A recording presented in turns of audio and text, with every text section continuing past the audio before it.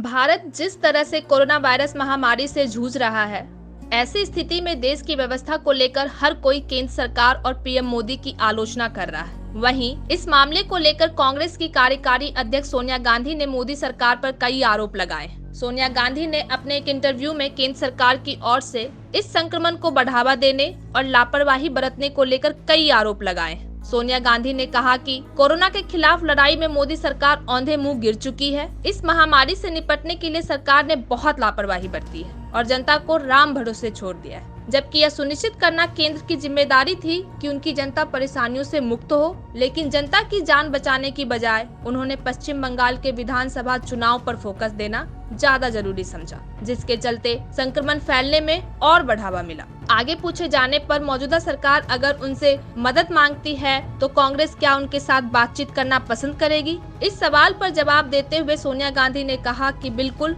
और इसलिए हम हमेशा सरकार को ठोस सलाह की पेशकश करते आ रहे हैं। कांग्रेस के पास सरकार चलाने और आपदा प्रबंधन का सालों का अनुभव है, लेकिन उनकी सलाह को केंद्र ने हमेशा ही नजरअंदाज किया है। साथ ही कांग्रेस के सुझावों को लेकर उन पर निशाना साधा है और समय से पहले ही कोरोना पर जीत का जश्न मनाया। यह उसी का नतीजा है जो आज हम सब भुगत रहे हैं। सोनिया गांधी ने भारत में बन रही इमरजेंसी स्थिति को लेकर यह भी कहा कि हम हर तरह से जनता की मदद कर रहे हैं। हमारे कर्मचारी और खास तौर पर यूथ कांग्रेस वर्कर्स जनता की सेवा में लगे हुए हैं ताकि परेशान लोगों को अस्पताल, बेड, ऑक्सीजन आदि चीजें आसानी से मुहैया कराई जा सके। सोनिया ने मोदी सरकार पर आरोप लगाते हुए कहा कि केंद्र सरकार की ओर से संकट से कैसे निपटना है, इसकी ना तो तैयारी है, ना कोई रणनीति बनाई गई। कोरोना की दूसरी लहर का पता चलने के बाद भी ढिलमुल रवैया अपनाया गया और हमारे सुझावों को मानने की जगह हम पर खौफ फैलाने के आरोप लगाए।